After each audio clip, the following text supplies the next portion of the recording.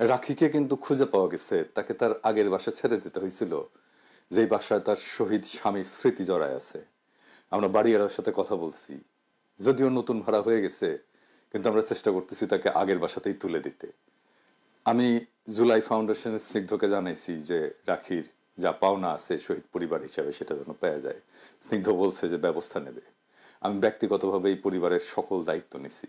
আপনাদের কাছে দোয়ার দরখাস্ত যান, সৃষ্টিকর্তা আমাকে এই পরিবারকে সকল সাহায্য করার তৌফিক দেন। রাখি আমার মেয়ে, এখন থেকে আমার এক ছেলে আর এক মেয়ে।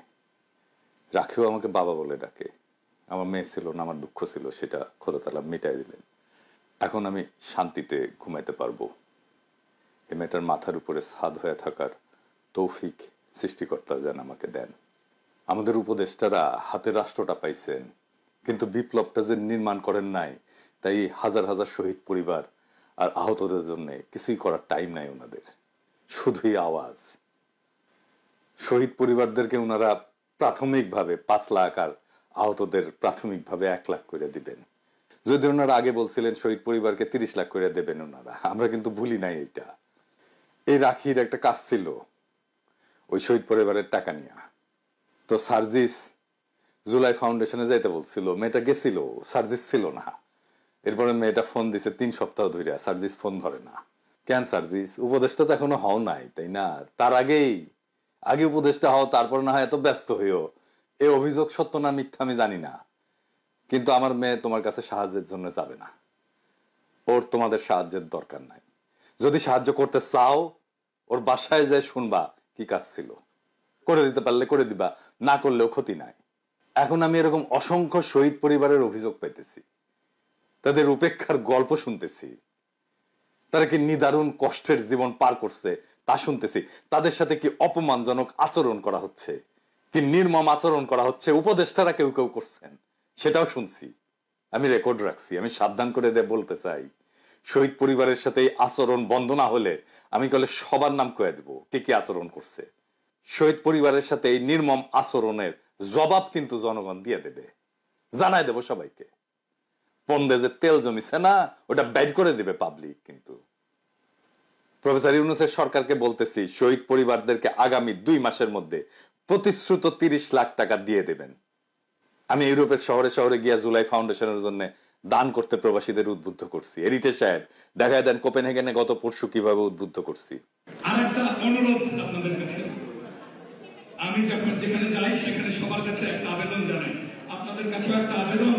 আমাদের জুলাই আগস্ট বিপ্লবের যারা শহীদ হয়েছে, যারা আহত হয়েছে, তাদের জন্য সরকার থেকে জুলাই ফাউন্ডেশন বলে একটা ফাউন্ডেশন গঠিত হয়েছে। আপনারা জানেন সেই জুলাই ফাউন্ডেশনের আপনাদের আজকের দিনে আপনারা যে যা পারেন দান করবেন, সরকারি ফান্ডে যাবে।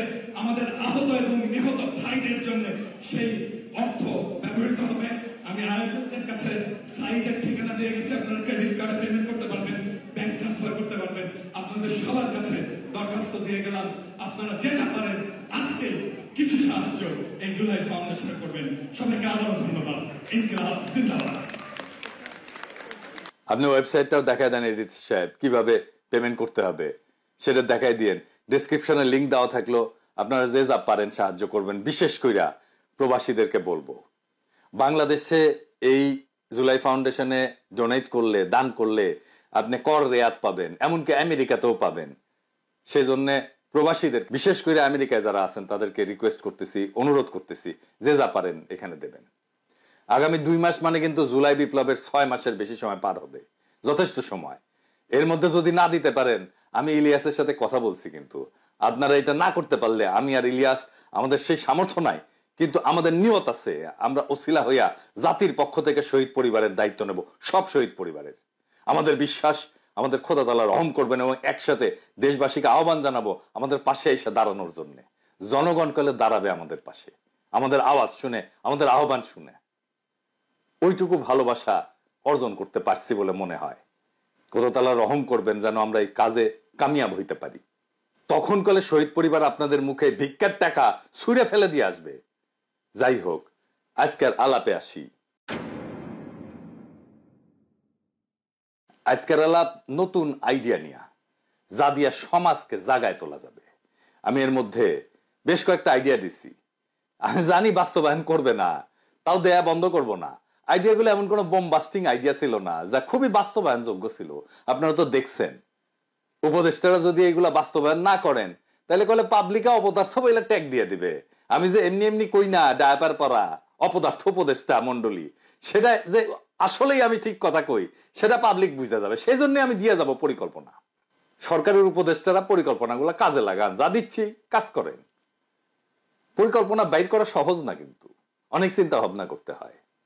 বিনা পয়সায় পাইতেছেন তো, তাই পাত্তা দিতেছেন না। আজকে দেশের জন্য দরকার শত শত out of the box idea. দেশের মানুষের কাজ দরকার, জীবন বদলে দেওয়ার মতো বিষয় দরকার, যা সমাজকে জাগায় তুলবে। এমন পরিকল্পনা নিতে হবে যেন সমাজে এটা একটা সরাসরি প্রভাব পড়ে, কর্মসংস্থান হয়, একে অন্যের সাথে একটা সংযোগ আর সংহতি গড়ে ওঠে। এইভাবেই দেশ ঘুরে দাঁড়াইতে পারবে। কাজে ব্যস্ত হয়ে গেলে সমস্যা দূর হবে। নানা জায়গায় নানা সমস্যা হতেছে, অনৈক্যের দোষ দিতেছে, আরে কাজ দিতে হবে তো মানুষকে।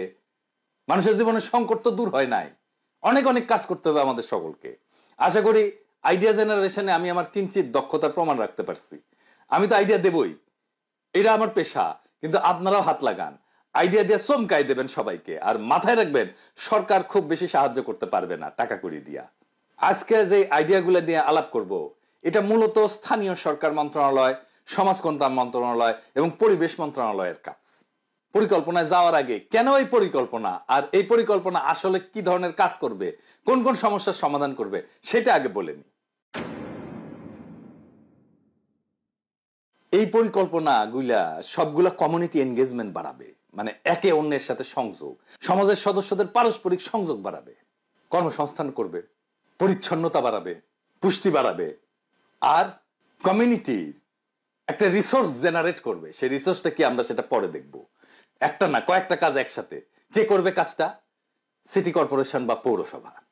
পরিকল্পনায় যাওয়ার আগে আমরা দেখে নিই কেন কমিউনিটি এনগেজমেন্ট বাড়ানো দরকার। খেয়াল করলে দেখবেন, আমাদের দেশে সোশ্যাল ইন্টারাকশন বা সামাজিক যে পারস্পরিক যোগাযোগ জায়গা খুব অল্প। এটা মসজিদে হয়, তো মসজিদে সবাই যায় না, জানাজায় হয়, বিয়া শাদী আকিকা এই সমস্ত জায়গায়। সকালে হাঁটতে যান, এই সময় অনেকটা একটা সামাজিক সংযোগ হয়। মহিলারা বাচ্চাদেরকে স্কুলে বা কোচিং এ নিয়ে যাওয়ার সময় যে বসে থাকেন, ওই সময় একটা হয় সামাজিক সংযোগ। খেয়াল করলে দেখবেন বেশিরভাগ ক্ষেত্রেই বিনিময় বা এক্সচেঞ্জ হয় না, ফলে 6টা সুনির্দিষ্ট জিনিস আমরা অর্জন করতে পারি না। যেমন ধরেন তথ্যের আদান প্রদান, সম্পর্ক গঠনে সাহায্য করা, জ্ঞান এবং দক্ষতার ভাগাভাগি, অর্থনৈতিক বিনিময়, সংস্কৃতি বা ধারণার বিনিময় এবং সামাজিক সমস্যার সমাধানের ক্ষেত্র তৈরি করা। এই জিনিসগুলো হয় না। এর ফলে সমাজকে জাগায় তোলা যায় না সেইভাবে একসাথে। সামাজিক শক্তি বলে যে একটা জিনিস আছে, যা পারস্পরিক এক্সচেঞ্জের মাধ্যমে গড়ে ওঠে, সেইটার বেনিফিট আমরা নিতে পারি না। আমরা আজকের এই আইডিয়া জেনারেশনে পরিকল্পনা তৈরিতে এমন কিছু তৈরি করব যা এই সমস্যাটার মূলে গিয়ে একটা সমাধান আনবে। আসেন আল্লাহর নামে শুরু করি। 1 নাম্বার পরিকল্পনা, কমিউনিটি ভিত্তিক মানে সমাজ ভিত্তিক পাবলিক ক্লথ ক্লিনিং সার্ভিস, মানে কাপড় ধোয়ার সার্ভিস, যেখানে লোকজন কম খরচে কাপড় ধোয়া এবং শুকানোর সুবিধা পাবে। আমি হিসেব করে দেখছি যে 40 থেকে 50 লাখ টাকা খরচা হবে 10টা হাই পাওয়ার ওয়াশিং মেশিন আর 3টা ড্রায়ার যদি থাকে একটা সেন্টারে। কিভাবে হবে এটা? পাবলিক প্রাইভেট পার্টনারশিপে। এটাকে বলা হয় পিপিপি, 3টা পি। এটা আবার কি? আসেন এটা বুঝে দেখি। এইটা রোমান সম্রাটদের আবিষ্কার। সরকার অনেক সময় টাকা থাকে না, তখন যৌথভাবে প্রাইভেট কোম্পানিগুলোর সাথে যৌথভাবে কিছু প্রকল্প গ্রহণ করে। তো এটা রোমান সম্রাটরা শুরু করে। ধরেন একটা ব্রিজ দরকার, সম্রাটের টাকা নাই বা রাজকোষের টাকা খরচা করবে না, সে বলতো ব্যবসায়ীদের যে এই তোমরা যে চাও এইটা ডিজাইন করে দিলাম, এই ডিজাইনে ব্রিজ তৈরি করতে পারো, 10 বছর এই রেটে টোল নিলে তোমার খরচা উঠে যাবে, আমি তোমাকে 20 বছর টোল তুলতে দেব, তারপরে এই ব্রিজের মালিকানা তুমি সম্রাটের হাতে তুলে দিবা। ব্যবসায়ী তার লাভ পাইলো, সরকার একটা সম্পদ পাইলো, মানুষের একটা সমস্যা মিটলো ইমিডিয়েটলি। এই প্রজেক্টগুলো হবে সবগুলো প্রাইভেট পাবলিক পার্টনারশিপে। জায়গা দিবে কমিউনিটি, সমাজ জায়গা দেবে, পৌরসভা দিবে পানি আর বিদ্যুৎ, কাপড় ধোয়ার ফি নেবে প্রাইভেট কোম্পানি যারা বিনিয়োগ করবে। একটা ওয়াশিং সাইকেল এবং একটা ড্রায়ার, মানে একটা ওয়াশিং মেশিনে যতগুলা কাপড় আপনি ঢুকাইতে পারবেন ততগুলা, এবং একটা ড্রাইং মেশিনে যতগুলো কাপড় আপনি ঢুকাইতে পারবেন, সেটা যদি 30 থেকে 50 টাকা হয়, তাহলে সেটা সহনীয় হবে আমার হিসাবে। মেশিনের নাম্বার থাকবে, কাপড় মেশিনে ঢুকাই দিয়া মেশিনের নির্দিষ্ট মেশিনের নাম্বার চালুর জন্য নিজেই পেমেন্ট করতে পারবে এই সুইচ বক্সে, তাইলে মেশিন চালু হয়ে যাবে। ইনফ্যাক্ট এইভাবে কোনো লোক রাখারও দরকার নাই, তবে আমাদের সবাই এইভাবে মেশিন চালাইতে পারবে না, তাই 1 বা 2 জন রাখতে হবে। সকাল থেকে সন্ধ্যা পর্যন্ত 2 শিফটে চলবে আর কি, মানে 16 ঘন্টা চলবে, 2 জন এটা চালাইতে পারবে। লাভ কি হবে? পরিচ্ছন্ন পোশাক পরবে সবাই, কাপড় ধোয়ার খরচ কমবে, কাপড় ধোয়ার সময় বাঁচবে, কাপড় ধোয়ার অপেক্ষার সময় অন্য কাজ করতে পারবে, সে বসে বসে অনেক কাজ করতে পারবে, সে সেলাই করতে পারবে, সে উল বুনতে পারবে, নানা কিছু করতে পারবে, গল্প করতে পারবে। এটা একটা কমিউনিটি এনগেজমেন্টের জায়গা হবে, পারস্পরিক যোগাযোগের একটা জায়গা হবে। কাপড়ের স্থায়িত্ব বাড়বে, কিন্তু কাপড় শুকানোর জন্য দড়ি টানানোর দরকার পড়বে না, স্পেস বাঁচবে, কর্মসংস্থান হবে কিছু লোকের। এইটা পাইলট হিসেবে করা যায় কি ইউনিভার্সিটির হলগুলোতে, কারণ ইউনিভার্সিটি হলগুলো ছাত্রদের টাকা থাকে, ওরা এডুকেটেড, ওরা জানবে মেশিনপত্র কিভাবে চালাইতে হয়, এবং ওদের কাপড় ধোয়ার দরকার পড়ে। তো এটা একটা আলাদা সুবিধা হবে ইউনিভার্সিটি গুলোতে আগে করলে। এই ছেলেমেয়েরা কমিউনিটিতে যায় এই কাজ কিভাবে হয়েছে সেই জ্ঞান কাজে লাগাইতে পারবে, ট্রেন করতে পারবে মানুষকে যে এটা এইভাবে ইউজ করতে হয়। আর কি পরিকল্পনা? দ্বিতীয় পরিকল্পনা, কমিউনিটি কিচেন শেয়ারিং সার্ভিস। মানে কমিউনিটির মধ্যে যারা রান্নার জায়গা পায় না বা ছোট খাবারের ব্যবসা করতে চায়, তাদের জন্য শেয়ার্ড কিচেনের ব্যবস্থা। একইভাবে মানে সবাই মিলে শেয়ার করবে এরকম কিচেন, একইভাবে জায়গা দেবে কমিউনিটি, ইলেকট্রিসিটি গ্যাস দেবে পৌরসভা, প্রাইভেট পাবলিক পার্টনারশিপে হবে, একেবারে মডার্ন কিচেন হবে, অনেকগুলো চুলা থাকবে, সার সার কইরা ধোয়ার জায়গা থাকবে, এমনকি বাসনপত্র ধোয়ারও জায়গা থাকবে, কিচেন ব্যবহার করা শিখাই দেবে, দলে দলে এসে রান্না করবে, খাবার আর পুষ্টি নিয়ে আলাদা ক্লাসের ব্যবস্থা থাকবে, কুকিং ক্লাস হবে ছাত্রছাত্রীদের জন্য, তারা উৎসব করে রান্না শিখবে এসে দলে বেঁধে।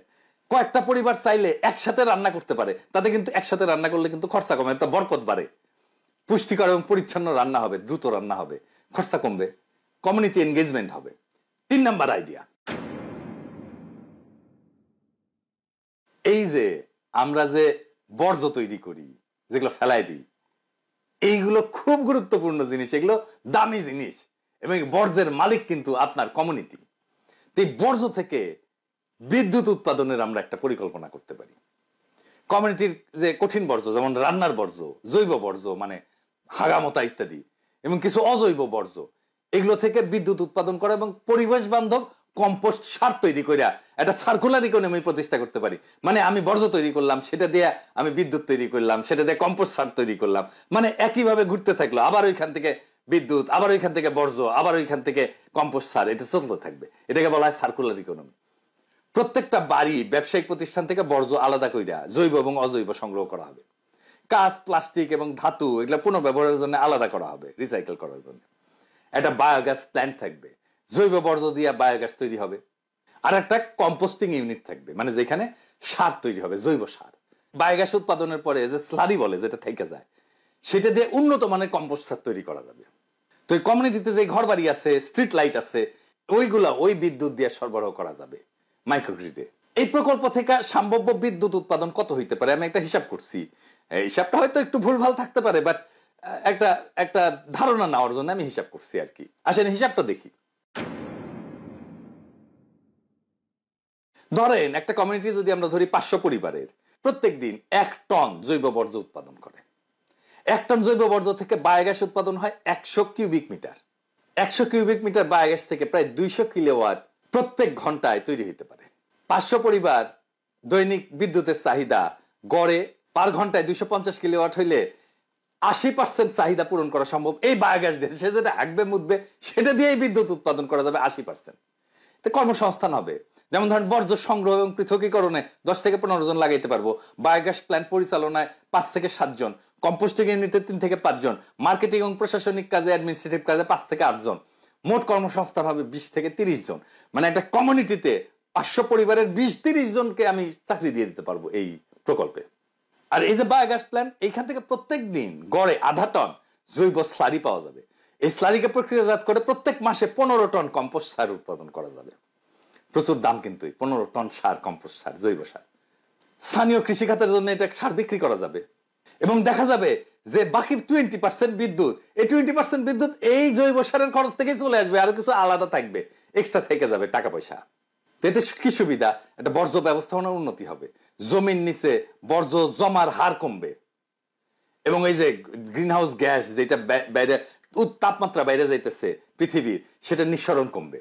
স্থানীয়ভাবে বিদ্যুৎ উৎপাদন হবে পুরাটাই, কম্পোস্ট সারের মাধ্যমে অতিরিক্ত আয় হবে। এই কমিউনিটি আসলে বিদ্যুৎ খরচা লাগবেই না, কারণ ওই যে বললাম যে বাকি 20% বিদ্যুতের চাহিদা কম্পোস্ট বেসে করা যাবে। কর্মসংস্থান হবে, কমিউনিটির মধ্যে বর্জ্য ব্যবস্থাপনার একটা সচেতনতা হবে। এই প্রকল্প জাতিসংঘের সাহায্য পাবে, কারণ এইটা এসডিজি গোলের সাথে সংযোগ আছে। জানেন তো, জাতিসংঘের একটা টেকসই উন্নয়নের লক্ষ্যমাত্রা আছে, যা সব দেশ অর্জন করার জন্য কাজ করতেছে। সেই লক্ষ্য পূরণ করবে। আরেকটু বুঝে নিই এটা আসলে কি। এইটা জাতিসংঘ 17টা টেকসই উন্নয়নের লক্ষ্য নিচ্ছে 2015 সালে, এবং 2030 সালের মধ্যে এইটা অর্জনের পরিকল্পনা করেছে। আমাদের হাতে মাত্র 5 বছর সময় আছে। এটার উদ্দেশ্য হচ্ছে যে সারা বিশ্বে যে চ্যালেঞ্জ মোকাবেলা করতেছে মানুষজন, তার একটা টেকসই, সমতা ভিত্তিক, সাম্য ভিত্তিক এবং উন্নত পৃথিবী গড়ে তোলা। এগুলো খুব ভালো ভালো জিনিস কিন্তু, যেমন দারিদ্র বিমোচন, চরম দারিদ্র দূর করা, ক্ষুধামুক্ত পৃথিবী করা, খাদ্য নিরাপত্তা, পুষ্টি নিশ্চিত করা। আমরা কিন্তু কমিউনিটি কিচেন করে একটা খাদ্য নিরাপত্তারও কিছু অংশ করতে পারবো। স্বাস্থ্য কল্যাণ, শিক্ষা, গুণগত শিক্ষা এবং মানসম্মত শিক্ষা প্রদান করা, নারী পুরুষের সমতা প্রতিষ্ঠা করা, নিরাপদ পানি এবং স্যানিটেশনের ব্যবস্থা করা, স্বল্প খরচে পরিচ্ছন্ন জ্বালানি পাওয়া, যেটা আমরা এটা দিয়ে করব আর কি, এই জ্বালানির এটা দিয়ে করব। সবার জন্য উন্নত কর্মসংস্থান, টেকসই শিল্পায়ন এবং এই ইনফ্রাস্ট্রাকচার উন্নয়ন, মানে রাস্তা, ব্রিজ, এগুলো হচ্ছে ইনফ্রাস্ট্রাকচার। দেশ এবং সমাজে বৈষম্য কমানো। বৈষম্য কমানো তো আমাদের জুলাই বিপ্লবের একটা অন্যতম প্রধান লক্ষ্য ছিল। বাসযোগ্য এবং পরিবেশ বান্ধব শহর, এটাও আমরা করতে পারবো এই যে বর্জ্য ব্যবস্থাপনা দিয়া। প্রাকৃতিক সম্পদের দক্ষ ব্যবহার, আমরা প্রাকৃতিক সম্পদের দক্ষ ব্যবহার করতে পারতেছি। গ্রিন হাউস গ্যাস নির্গমন করানো, আমরা কিন্তু এই যে বর্জ্য ব্যবস্থাপনা করে গ্রিন হাউস গ্যাস নির্গমন কমাতে পারতেছি। সমুদ্রের যে সম্পদ সেটাকে সংরক্ষণ করা, স্থলে যে জীব বৈচিত্র্য আছে, বন জীব বৈচিত্র্য, এটা সংরক্ষণ করা, একটা শান্তিপূর্ণ সমাজ প্রতিষ্ঠা করা। সমাজে তখনই শান্তি থাকবে যখন সমাজে কর্মসংস্থান থাকবে, যুবকদের কাজ থাকবে, এবং বৈশ্বিক অংশীদারিত্বের মাধ্যমে এই লক্ষ্য অর্জন। তো আমরা তো দেখলাম যে এই লক্ষ্যগুলো বিশ্বের দারিদ্র, ক্ষুধা, অসমতা, পরিবেশগত সমস্যার সমাধান দিতে বিভিন্ন দিক থেকে কাজ করে। তাহলে আমরা দেখলাম যে পরিকল্পনাগুলো এসডিজি গোল বা জাতিসংঘের যে টেকসই উন্নয়ন পরিকল্পনার যে লক্ষ্য, যেটা 2030 সালের মধ্যে আমাদের অর্জন করতে হবে, সেটার অনেকগুলো এইগুলো অর্জন করে ফেলে। তো এই পরিকল্পনা বাস্তবায়নের জন্য পাবলিক প্রাইভেট পার্টনারশিপ লাগবে, তাই না? কিন্তু এই ধরনের প্রকল্পে ইউরোপ থেকে প্রচুর বিনিয়োগ আনা যাবে। যদি কেউ 60% বিনিয়োগ করতে পারেন, বিশেষ করে এই বর্জ্য ব্যবস্থাপনায়, তাহলে বাকি 40% বিনিয়োগ ইউরোপ থেকে করায় দেওয়া সম্ভব। প্রফেসর ইউনূস জানেন কোথায় থেকে পাওয়া যাবে। ওনার টাইম না হলে আমি নিজে এটা জোগাড় করে দেওয়ার দায়িত্ব নিতে পারি, গ্যারান্টি দিচ্ছি। যদিও জানি ওনারা আমার দিবেন না দায়িত্ব, কারণ আমার নাকি ম্যানেজ করা যায় না।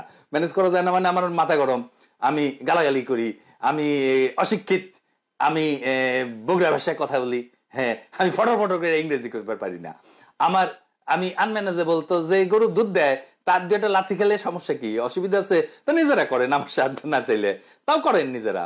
বাংলাদেশকে 1 বছরের মধ্যে আকাশে তুলে দেওয়া যায় রে ভাই। না পারেন সৃজনশীল আইডিয়া বের করতে, আইডিয়া দিলে সেটা বাস্তবায়ন করার ক্ষমতা, আগ্রহ, উৎসাহ, উদ্যম নাই। মহাযন্ত্রণা হয়েছে সরকার নিয়ে। এই সুবর্ণ সময় হেলায় হারায়েন না ভাই, আপনাদের প্লিজ লাগে।